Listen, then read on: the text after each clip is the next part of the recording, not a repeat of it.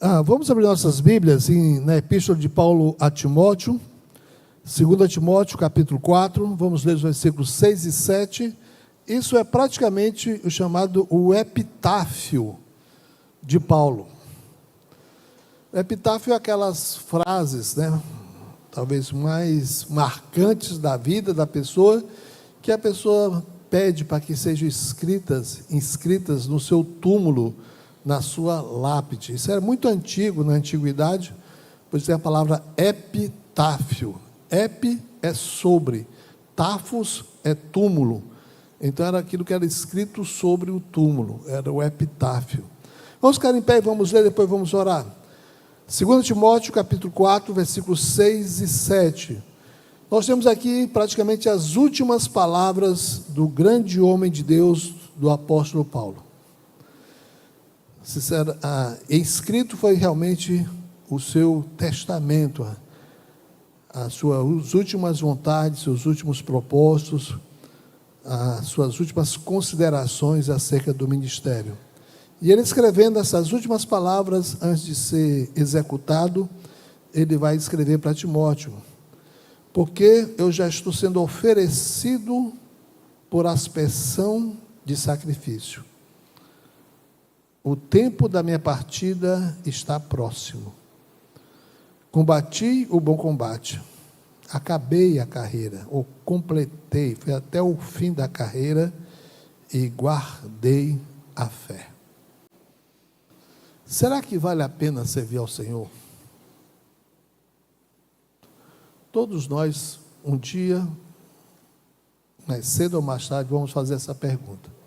Será que vale a pena servir ao Senhor? Os próprios discípulos perguntaram a Jesus: Jesus, nós temos deixado tudo para te seguir. E o que é que temos em recompensa com isso? Os próprios discípulos perguntaram a Jesus. E em 2 Timóteo nós vamos tentar responder isso. Será que vale mesmo a pena? Pai querido, nós queremos pedir a tua bênção para possamos, hoje à noite, de forma correta, entrar nessa epístola, entendermos essas últimas palavras desse grande homem de Deus, que o Senhor usou poderosamente. Nunca houve na história uma vida tão consagrada, uma vida tão cheia de frutos, uma vida de tanta compreensão, de conhecimento, de intimidade contigo, como Paulo. E saber o que ele pensava, saber o que ele escreveu no final da sua vida é importante para nós. Por isso suplicamos tua bênção, para que nós possamos com temor e temor estudar, meditar nesse assunto. Pedimos isso em nome de Jesus. Amém. Pode sentar, Márcio. Então, Paulo diz: combati o bom combate, acabei, completei a carreira e guardei a fé. Chama-se isso praticamente o epitáfio do apóstolo Paulo em 2 Timóteo 4:7. Estou trazendo esse assunto para cá porque isso foi estudado na nossa mocidade nos últimos meses de forma intensa. Dividimos os 4 capítulos de 2 Timóteo e convidamos nossos irmãos, alguns irmãos, para trazerem esses estudos de cada capítulo, abordando o tema de cada capítulo. Cada um tinha duas mensagens, 2 dias para trazer esses estudos. E nós estudamos com intensidade esse 2 Timóteo, a última carta de Paulo antes do seu martírio. Se nós não compreendermos, se nós não adentrarmos no contexto, nós nunca vamos entender a intensidade dessa carta. Imaginemos o apóstolo Paulo, já idoso, era um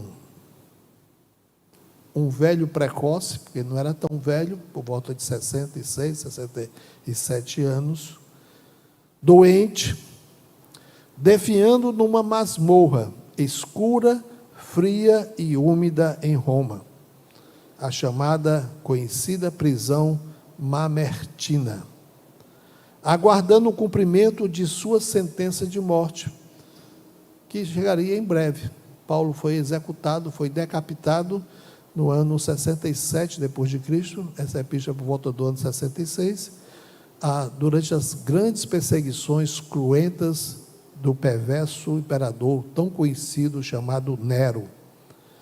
E Paulo, nos últimos escritos, na sua última mensagem, ele diz: eu combati o bom combate, eu completei, eu fui até o fim da carreira que me estava proposta pelo Senhor, e a fé, a doutrina, eu guardei essa doutrina.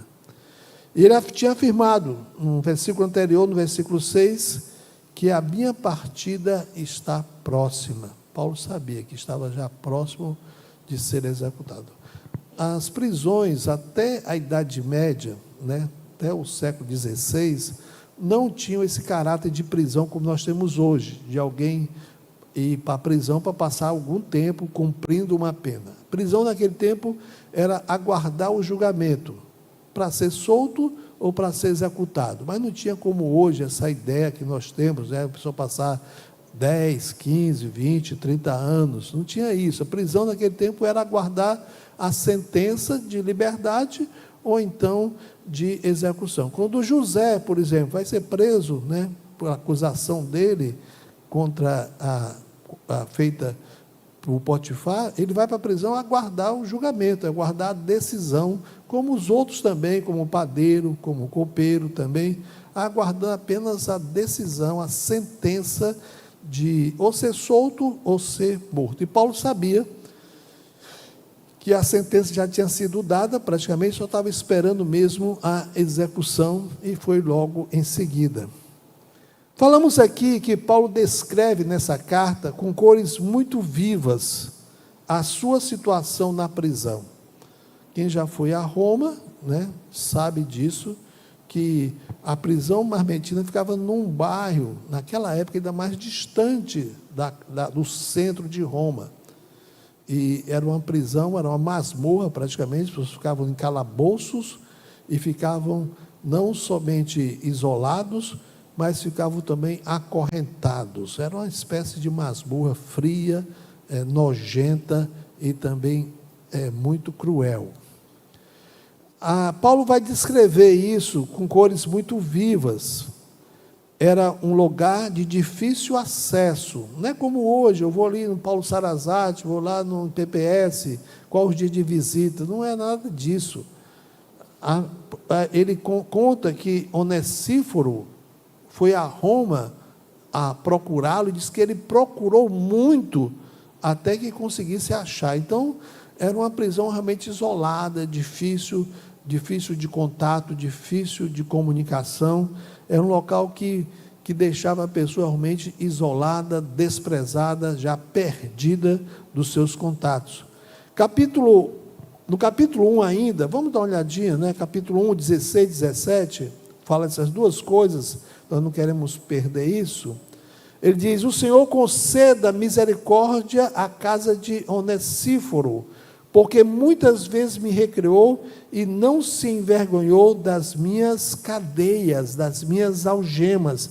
Antes, vindo ele a Roma, com muito cuidado me procurou e me achou. Duas coisas: o lugar era difícil de acesso, e quando ele encontrou, Paulo estava algemado, não somente no calabouço, não somente ali preso, mas também preso e algemado, preso e acorrentado também.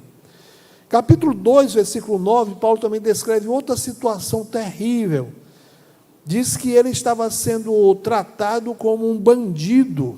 Olha, capítulo 2, versículo 9: por isso sofro trabalhos e até prisões, como um malfeitor, mas a palavra de Deus não está presa.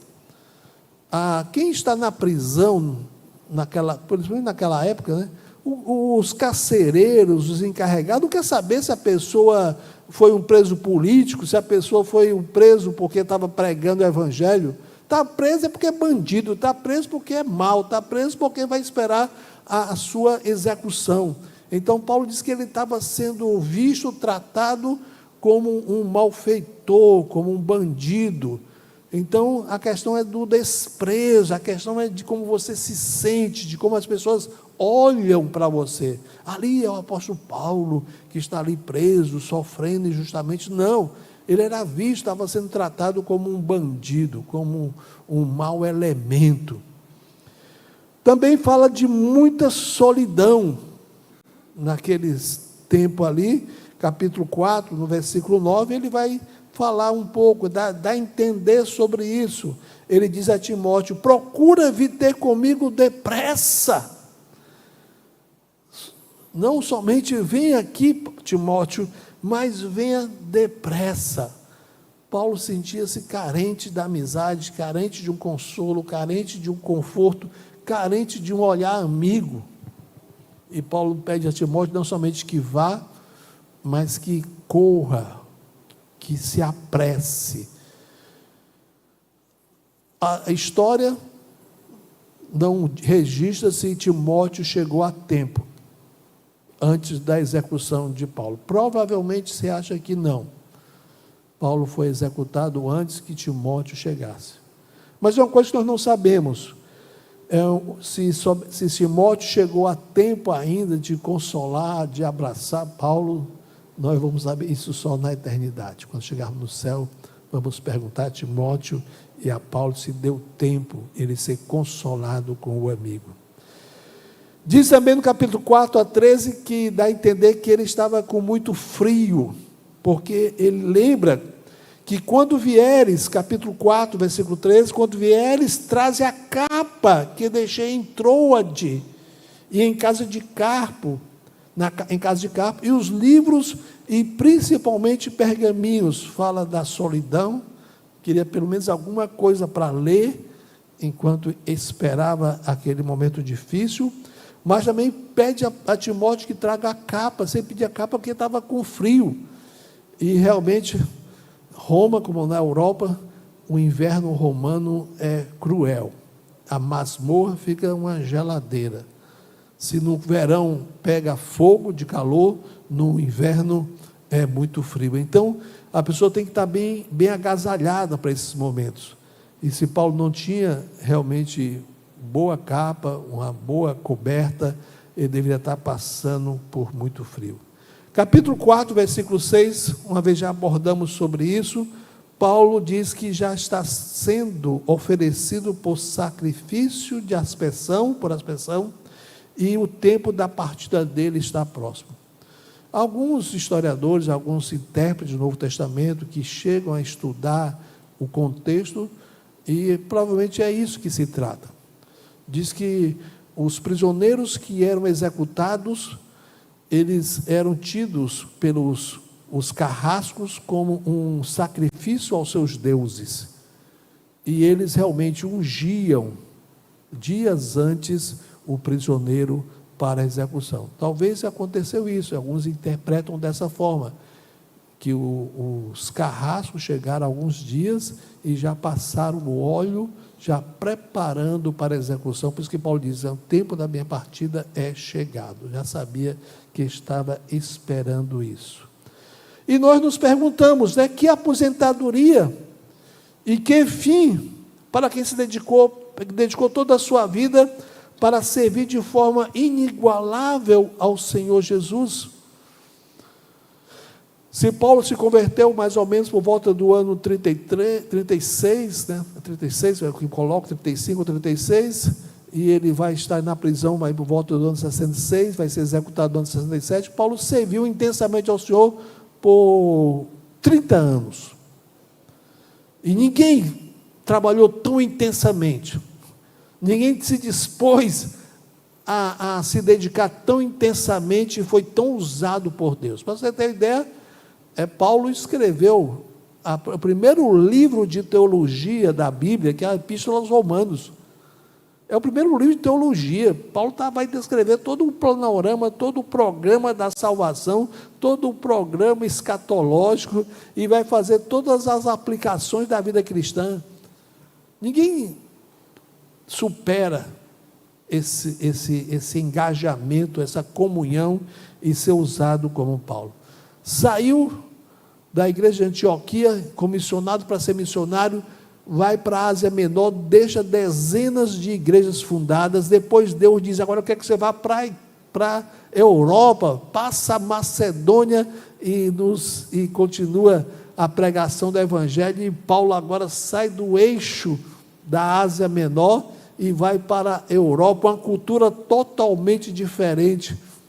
E lá continua a pregação, em cada cidade perseguição, cada cidade pregação, cada cidade sendo perseguido, cada cidade conversões, e vai deixando igrejas fundadas. Nas viagens seguintes ele vai já estabelecendo lideranças. Ele era realmente um grande estrategista, e ele tinha o exemplo dele para fazer toda essa obra.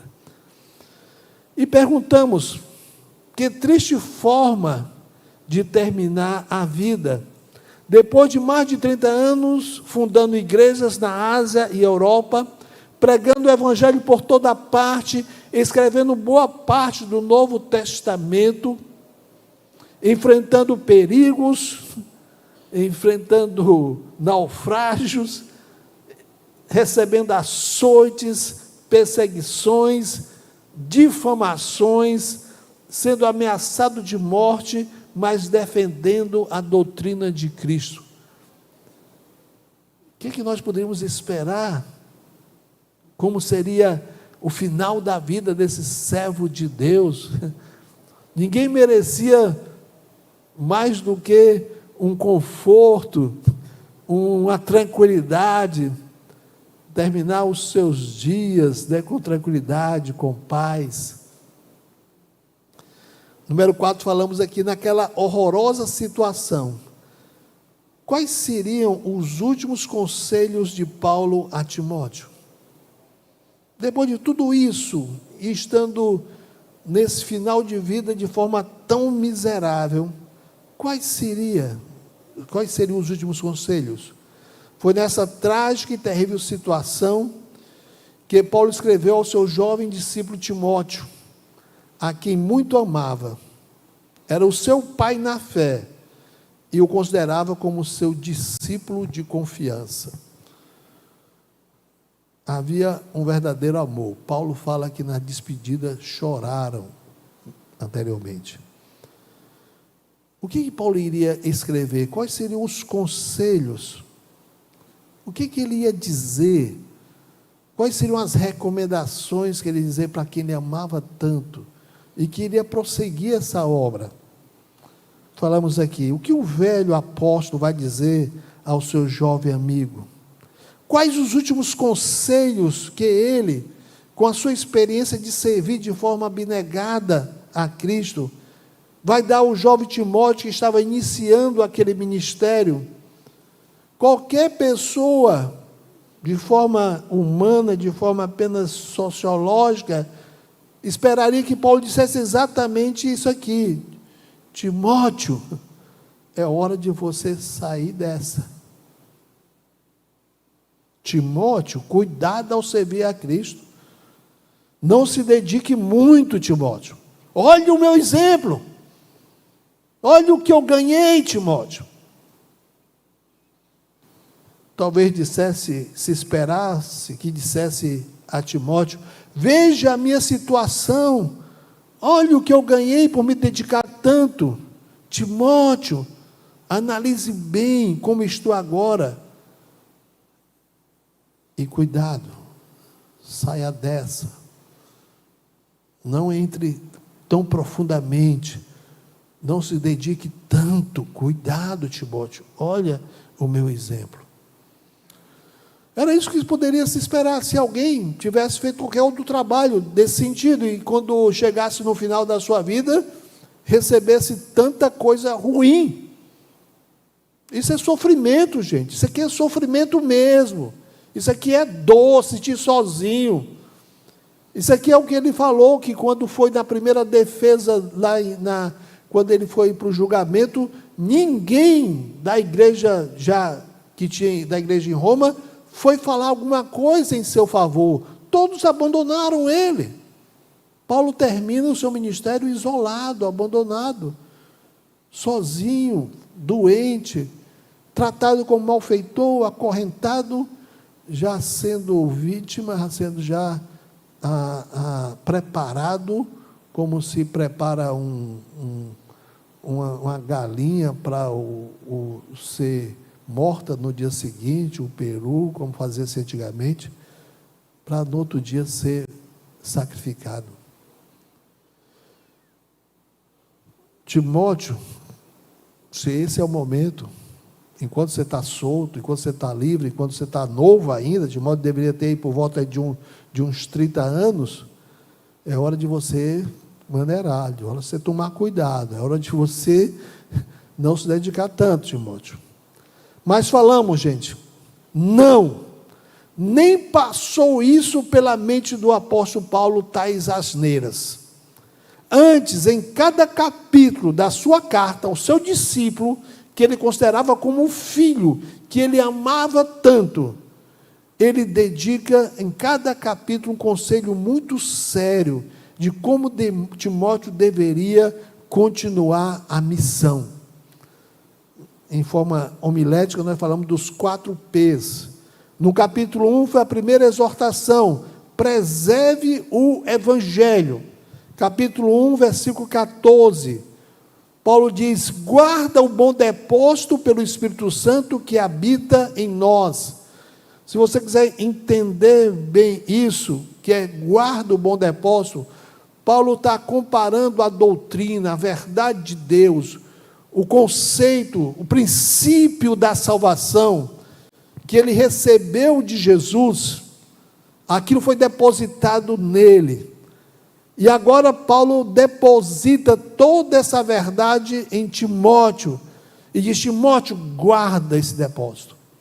Ele começa isso mais ou menos no versículo 9, quando ele fala de Jesus, que nos salvou. Isso é o Evangelho, nos salvou. A salvação é um ato instantâneo, pontual, imediato. Quando o homem crê, ele é salvo, e salvo para sempre.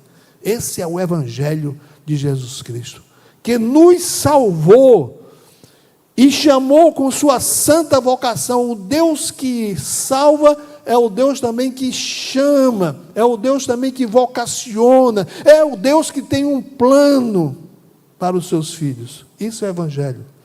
Não segundo as nossas obras, não é segundo o que fazemos, não é por obras, mas segundo o seu próprio propósito e graça que nos foi dada em Cristo Jesus antes dos tempos dos séculos. Ou seja, isso é um plano de Deus eterno, essa é uma chamada eterna, essa é uma eleição que Deus faz. Esse é o Evangelho. Isso foi depositado em Paulo, e foi isso que ele pregou, e é isso que ele está dizendo a Timóteo: guarda, preserve, não pregue nada mais além disso, nem aquém, nem além. E que é manifestado agora pela aparição do nosso Salvador Jesus Cristo. Ele veio, o qual com a sua morte, ele aboliu a morte, e trouxe à luz a vida e a incorrupção pelo Evangelho, pelas boas novas. Aquele que crê, já passou da morte para a vida, ele aboliu a morte. Ele diz: para que, versículo 11, eu fui constituído pregador e apóstolo e doutor dos gentios. Ele tinha uma vocação de ser o mestre dos gentios, o doutor dos gentios. Quando você vai em Roma e chega onde era a prisão marmetina, agora tem uma igreja, a igreja de Paulo, né? E pelo menos as 2 vezes que eu fui lá, eu sempre dou esse testemunho. Eu nunca vi nenhuma imagem dentro da igreja. Não sei que milagre é aquele. As igrejas de Roma são cheias de santos, cheias de imagens. A igreja de Paulo não tem nenhuma imagem. 2 vezes eu fui lá e não vi, sinceramente. A única imagem, não tem nem imagem, é na pracinha em frente à igreja, tem uma estátua. Não é uma imagem religiosa, é uma estátua do apóstolo Paulo, né? E ele com a Bíblia, com o Evangelho na mão, e lá escrito: doutor dos gentios. Olha só essa expressão aqui: mestre dos gentios. Foi chamado para a pregação para os gentios. Ele diz: por cuja causa eu padeço também isto, mas não me envergonho, porque eu sei em quem tenho crido, e estou certo de que Ele é poderoso para guardar o meu depósito até aquele dia. Essa verdade que foi depositada em mim vai ser guardada. Esse evangelho vai prevalecer. O evangelho vai ser guardado intacto, essa verdade. Vai ter distorções, vai ter muitas mentiras, mas o evangelho vai ser guardado. Porque essa chama, esse bastão da fé vai ser continuado. Aí ele diz: conserva o modelo das sãs palavras que de mim tens ouvido, na fé e no amor que há em Cristo Jesus, e guarda o bom depósito pelo Espírito Santo que habita em nós. Estava dizendo: guarda, preserva esse evangelho, continua pregando. Foi isso que eu recebi, foi isso que eu te ensinei, e essa é a verdade que salva, que transforma. É essa a verdade de Deus. Primeira recomendação foi essa, que ele preservasse, que ele guardasse, que não deixasse que houvesse distorções do evangelho. No capítulo 2, nós temos a segunda exortação e o segundo P, que é padeça pelo evangelho. O segundo conselho que ele dá: Paulo diz a Timóteo: Timóteo, esteja disposto a sofrer pelo evangelho. Padeça. Capítulo 2, versículo 3, ele vai dizer: tu, pois, sofre as aflições como bom soldado de Jesus Cristo. Versículos 8 e versículo 9, ele diz: lembra-te de que Jesus, que é da descendência de Davi, ressuscitou dentre os mortos, segundo o meu evangelho. Por isso eu sofro trabalhos, até prisões, como um malfeitor, mas a palavra de Deus não está acorrentada, não está presa. Ele disse: Timóteo, eu sofri, Jesus sofreu para a nossa salvação. Agora, para que esse evangelho seja continuado, há um sacrifício. Então esteja pronto. Eu perguntei aos meus alunos, ao pessoal da mocidade, qual seria, eu estava com sofre pelo evangelho, está querendo atrás de uma palavra, começada por P, para ficar os 4 P, e eles disseram: pastor, que tal botar papoque pelo evangelho? Eu achei sensacional. Eu não tinha encontrado a palavra padeça, estava atrás de uma palavra com letra P, né? Não queria usar o sofre pelo evangelho. Que tal papoque? Pelo evangelho sofre. Gente, dizer a alguém que você vai servir a Deus e que você esteja disposto, voluntário, pronto, preparado para papocar, isso é estranho demais. Ninguém quer sofrer, ninguém quer pagar o preço. Isso é normal da natureza humana. Nós queremos a zona de conforto, nós queremos a tranquilidade, nós queremos reconhecimento, queremos palmas. É por isso que qualquer sofrimentozinho já está todo despanchado.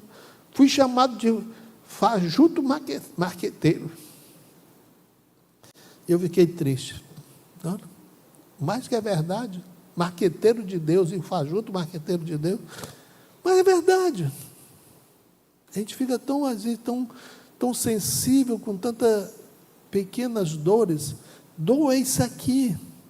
Agora, o que eu acho estranho, que a gente estranhar que a vida cristã, que servir a Deus, impõe sofrimento, eu acho difícil, porque essa é a verdade do evangelho.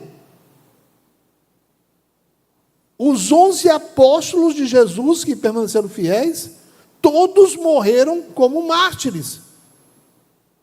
Então, como era a compreensão do evangelho? Como era a compreensão do servir? Todos foram martirizados. Todos eles foram perseguidos, todos eles sofreram e muito por causa do evangelho. Nós estamos dando ênfase esse semestre do CBD a missões. Temos 2 cadeiras sobre missões, a história de missões e a teologia de missões, e nossos seminaristas vão passar por isso. Todos os grandes missionários sofreram muito, sacrificaram muito, para poder fazer essa obra de Deus. Não sei por que nós estranhamos tanto. Tem um missionário canadense, foi o primeiro missionário canadense que foi para a China, Jonathan Gofford. Ele e a sua esposa, Rosalind, foram os primeiros missionários do Canadá, no final do século XIX, que foram para a China. E eles tinham a convicção de que não somente a China, no sentido do litoral chinês, que era mais fácil, mas ia entrar nas entranhas mais perigosas da China. Perderam lá, por causa de doenças, 5 filhos. 5 filhos. Rosalind disse para ele: Jonathan, eu não aguento mais enterrar nossos filhos aqui na China. Meningite, peste, não aguento mais isso. Ele disse: tu és doida, mulher. Deus nos chamou para cá, e é aqui que vamos ficar. Você sabe o que é enterrar um filho? 2, 3, 4, 5. Final do século XIX, início do século XX, sabe quantos missionários nessa época, naquela região onde ele estava, foram assassinados na China? 200 missionários. Gente, dor, sofrimento nunca conteve a obra de Deus. Fez parte da obra de Deus. E Paulo diz para Timóteo: Timóteo, o que é que diz? Sofre pelo Evangelho. Porque você pode escolher caminhos mais fáceis. É claro. Você pode escolher caminhos mais fáceis. Mas para que o Evangelho possa surtir efeito, chegar às entranhas, chegar nas trevas onde ele deve chegar para brilhar, tem perigos, tem renúncias, tem sofrimento. Sofre, padeça, papoque pelo Evangelho.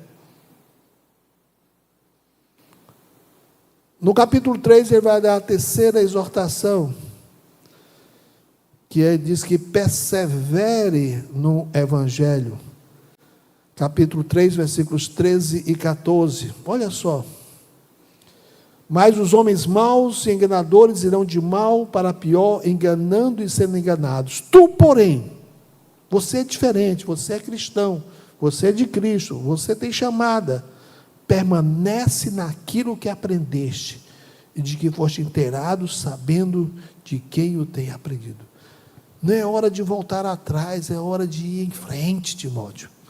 Timóteo, pela história, pelas primeira e segunda epístola e pelo livro de Atos, sabendo que Timóteo tinha 3 problemas. O primeiro problema é que ele era muito jovem. Nessa época ainda, ele tinha 30 anos.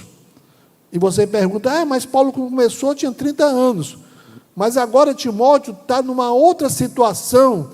Vai ter que enfrentar igrejas que estavam se desviando, igrejas já com 30 anos, igrejas já formadas, igrejas cheias de sabichões, cheias já de donos, cheios de heréticos enraizados. Era diferente de Paulo, que Paulo começou a pregar para não convertidos, mas agora já tem um cristianismo estabelecido, e já tem igrejas formadas, e Timóteo, com a sua inexperiência dos seus 30 anos, tinha que chegar nesses locais. Então tinha um desfavor para ele.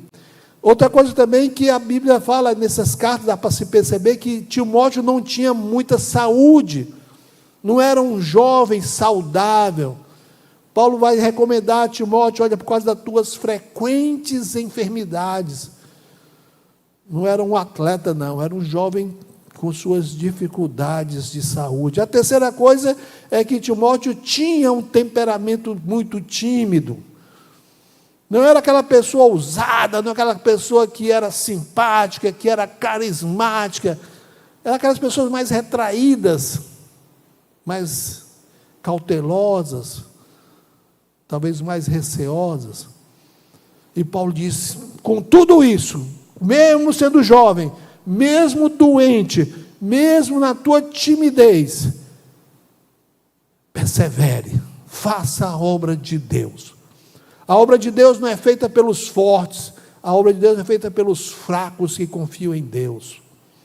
É um dos princípios básicos. Se você vê alguém com muita audácia, com muita coragem, com muita disposição, cuidado, não entendeu ainda o que é Evangelho, não compreendeu ainda o que é Evangelho, não compreendeu ainda o que é pesar sobre os seus ombros essa responsabilidade. Então Paulo, com todos esses problemas, ele vai dizer para Timóteo, Timóteo, não desista, Timóteo, persevere. Você é tímido, e os inimigos são fortes. Você não é tão corajoso, mas os inimigos são astuciosos. Mas mesmo assim, continua, Paulo, Timóteo. Você não tem saúde, e sabemos que o trabalho é duro, fazer as viagens a pé, fazer grandes viagens de navios naquele tempo, meses no mar, enfrentando tempestades. Você é doente, você é fraco, mas vá. Você é jovem, as pessoas vão respeitar a sua juventude, mesmo assim, fale com autoridade da palavra de Deus, persevere no Evangelho. E no capítulo 4 nós temos a quarta exortação, também com a letra P. Primeira qual foi? Preserve. Segundo,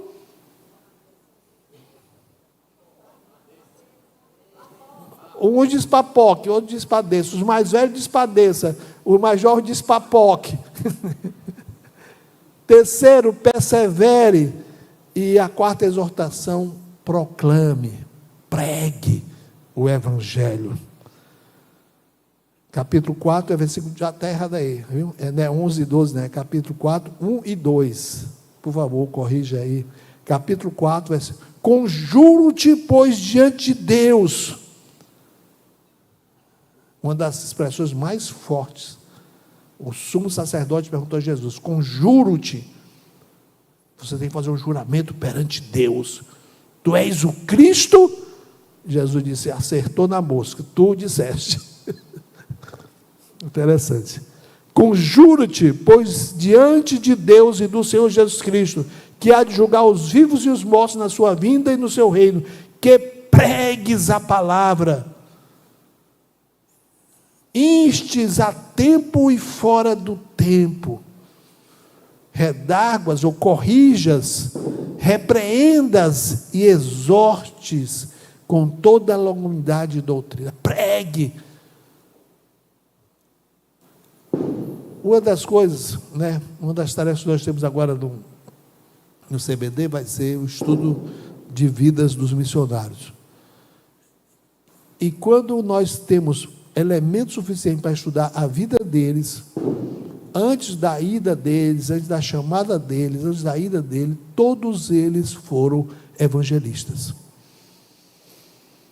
Todos eles foram, antes de ir para a China, antes de ir para o Japão, antes de ir para a Coreia, antes de ir para a Índia, antes de ir para a África, eram pregadores, eram evangelistas, eram ganhadores de alma.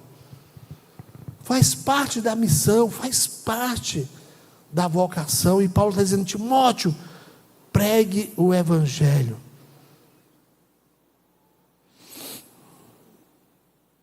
Nós estudamos aqui, todo ano passamos praticamente por isso, a vida de David Brainerd. David Brainerd foi um jovem, né? Morreu com 29 anos. Final do século XVIII, nasceu em 1718, morreu em 1747. É impressionante. Morreu com 29 anos. Ele tinha uma série de deficiências, tipo a tuberculose, e ele vai morrer muito cedo. Se converte com 21 anos, se prepara para servir a Deus, e praticamente, se nós formos olhar, fazer as contagens da vida dele, ele vai começar realmente a ir para as tribos indígenas americanas já com 25 anos. E só tem 4 anos de ministério.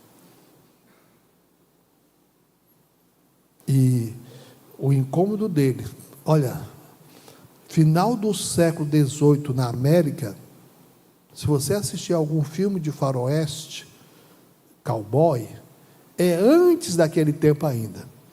Os filmes de cowboy são por volta de 1830, 1840, aquela cena do filme de cowboy. Ele viveu ainda antes disso, no final do século XVIII. Ele morre em 1747, com 29 anos. E o que impressiona ele, o que chama ele, são os índios que viviam sem o evangelho, os Cherokees, os Apaches, eram outras tribos lá da região dele. Mas ele, com pouca saúde, doente, ele sai a pregar para aqueles índios. Naquela época, se você pode pensar nas guerras entre os soldados americanos, né, aquele exército americano e os índios, era a época ainda mais cruel, os índios ainda eram mais selvagens ainda. Conta que uma vez ele vai para uma aldeia, né, e ele não pode chegar na aldeia, é perigoso, ele fica próximo da aldeia, ele monta a barraca dele, e ele vai orar em frente à cabanazinha que ele montou.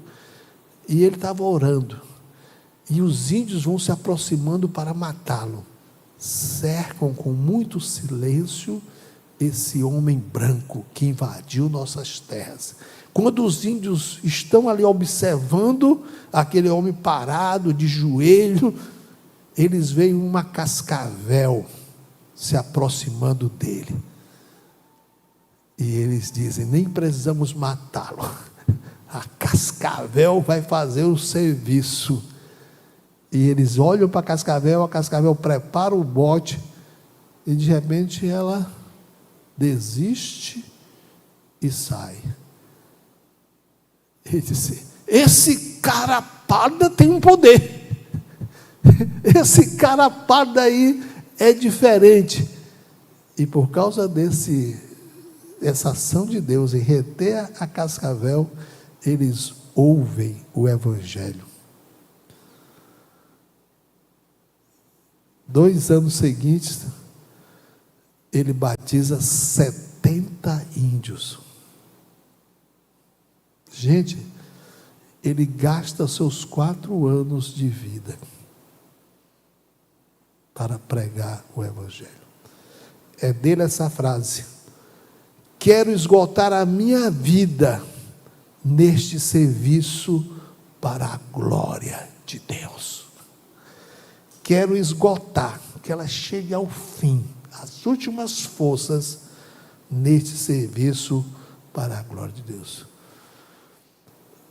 Várias aldeias foram alcançadas, em 4 anos, por alguém com todas as deficiências.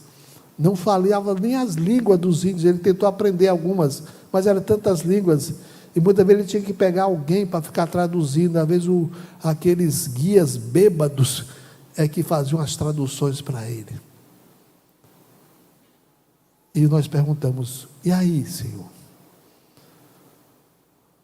O homem que seria o sogro dele, ele morre antes de casar com a filha dele, Jonathan Edwards, escreveu a biografia de David Brainerd, a vida de David Brainerd. Se você for olhar na história da igreja, quantos missionários, quantos homens de Deus foram chamados por Deus, ao ler a história de David Brainerd, você fica espantado. Quero que vocês tinham um? William Carey, o pai das missões modernas. sentiu o chamado de Deus para fazer missões lendo a biografia, a história de David Brainerd. David Livingstone, maior missionário da África, também sentiu o chamado de Deus lendo a biografia de David Brainerd. Charles Spurgeon foi tocado por Deus para uma vida consagrada lendo a biografia de David Brainerd. Contemporâneo, John Wesley, incendiou a Inglaterra, foi tocado pela biografia de David Brainerd. Jim Elliot, aquele grupo que foi lá para os Aucas, no Equador, que foi Marte, também foi chamado, foi despertado, lendo a biografia de David Brainerd. E assim vai, gente. Olha o que Deus faz, o que Deus realiza. Porque Ele pregou o Evangelho. Viveu esse Evangelho, pregando o Evangelho. Então nós podemos dizer, amados, e Paulo tinha e tem toda a razão a exortar para que Timóteo seguisse os seus passos, pois a recompensa certa, segura e infinitamente melhor está nos céus. Nossa recompensa não está aqui na terra. Não é essa a promessa de Deus.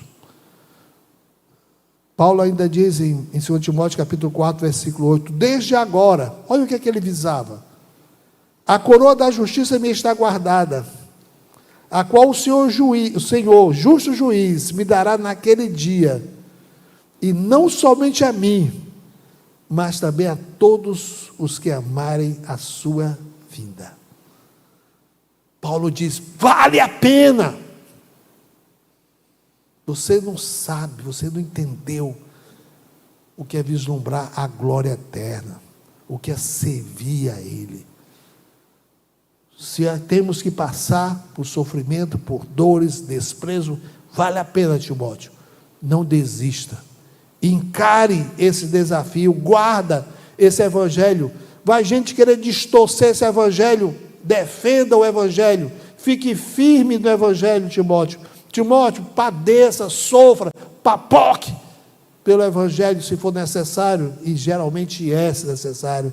Persevere no Evangelho, não desista. Você é fraco, você é doente, você é tímido, você é novo, não desista, vai em frente.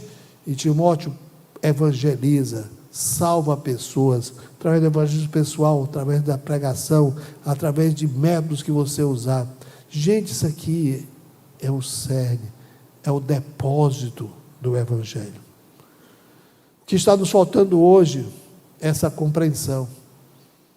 Pouquíssimos hoje dizem Rinene. A expressão hebraica Rinene é uma rendição total. Eis-me aqui, Senhor. O que queres que eu faça? Rinene.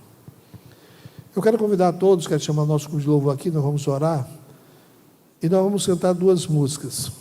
Enquanto nós cantamos essas duas músicas, vamos refletir nessas duas músicas. Eu quero cantar, nós queremos novamente cantar, nós tínhamos previsto somente cantar a música Até os Confins da Terra, mas vamos cantar primeiramente Tua Missão. Vamos ver se nós entendemos essa música. Talvez nesse contexto, vamos ver se nós entendemos. Mas antes vamos orar. Senhor nosso Deus, Pai querido, precisamos voltar ao Evangelho.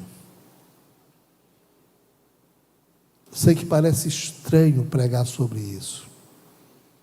Parece que estamos no outro planeta. Ouvir o conselho de Paulo, e aquilo que nós aprendemos, nunca vamos desistir dessas verdades, dessa fé, haja o que houver, pressões que houverem, seduções que acontecerem, vamos guardar essas verdades, esse velho Evangelho, o antigo Evangelho, dizer ao Pai que para servir impõe dor,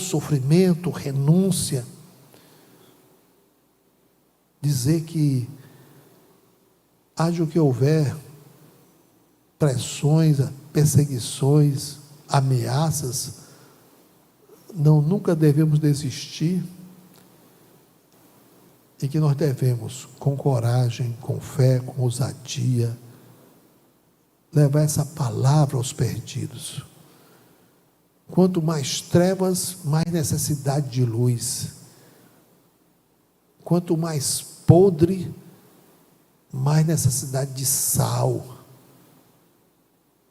Quanto mais envolvido com as trevas, mais envolvido com todos os afastamentos possíveis, mais a luz do Evangelho deve brilhar.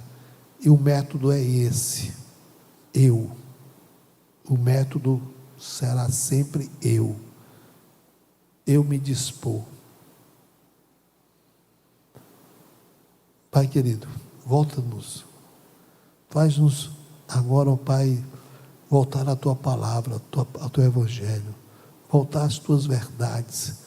Não sejamos engolidos com essas mentiras do mundo hoje em dia, com esse falso Evangelho, com esse falso status quo que predominou nas igrejas, totalmente diferente do que é o Evangelho. Usa também, ó Pai, enquanto louvamos ao Senhor, esses cânticos. Vamos cantar Tua Missão, podemos? Tua Missão. Enquanto nós cantamos, vamos refletir. Nós cantamos essa música, agora com esse contexto. Veja o que é que essa música nos ensina, nos mostra, nos faz lembrar, talvez nos toque.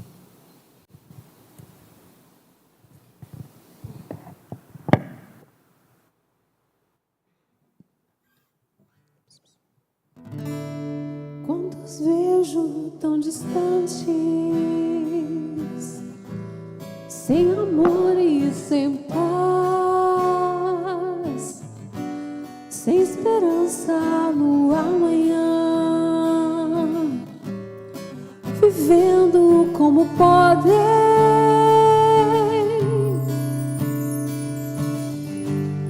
procurando em seu trabalho suas vidas preencher, porém sem saber que só Cristo pode satisfazer. Por isso devo eu e você falar desse Deus a tanta gente que ainda não conheceu, não conheceu. Levanta agora e sem demora vai cumprir tua missão.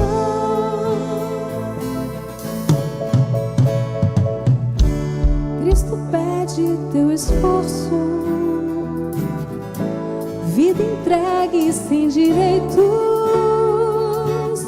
põe de lado os teus planos, deixa que Ele te oriente.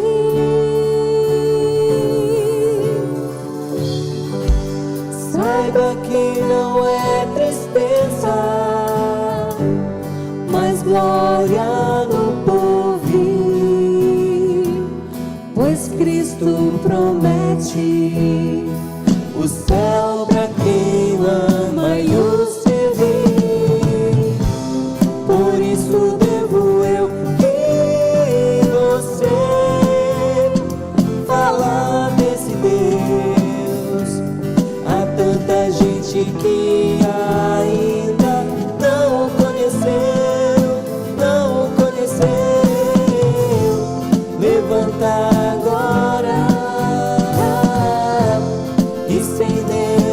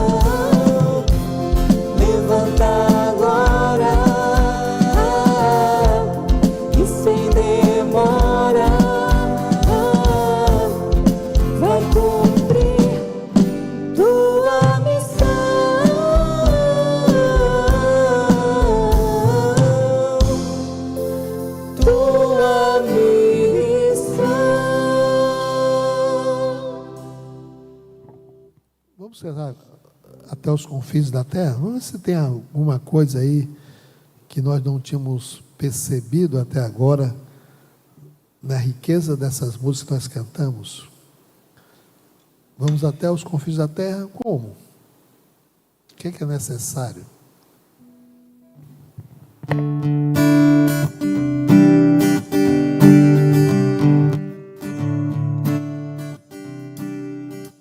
As palmas. Vou até os confins da terra proclamar tua palavra, anunciar o amor de quem morreu e se entregou por mim. Se ele foi capaz de me amar assim, como um pecador entregue ao mal, não poderia mais viver só para mim. Vou viver pra Cristo até o fim.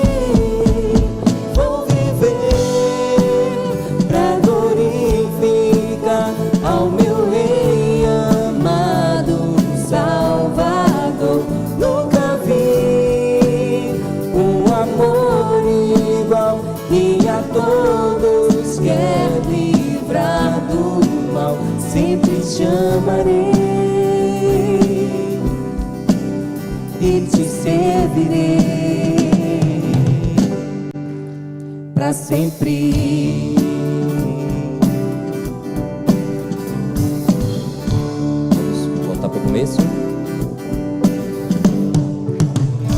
Vou até os confins da terra proclamar tua palavra. Vou até os confins da terra proclamar tua palavra, anunciar o amor de quem morreu e se entregou por mim.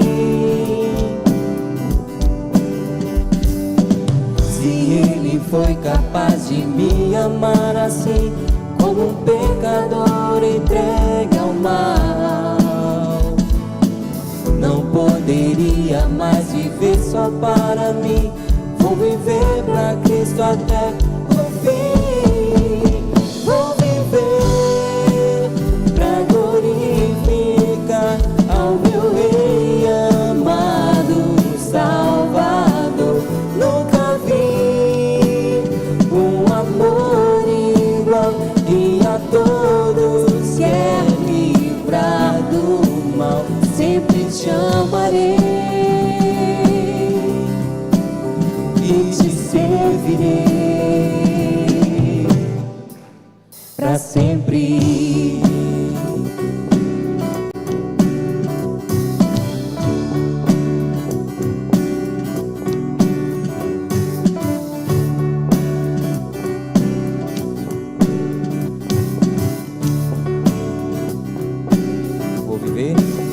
Vou viver pra glorificar ao meu Rei amado, Salvador. Nunca vi um amor igual, que a todos quer livrar do mal. Sempre te amarei e te servirei. Sempre te amarei e te servirei pra sempre.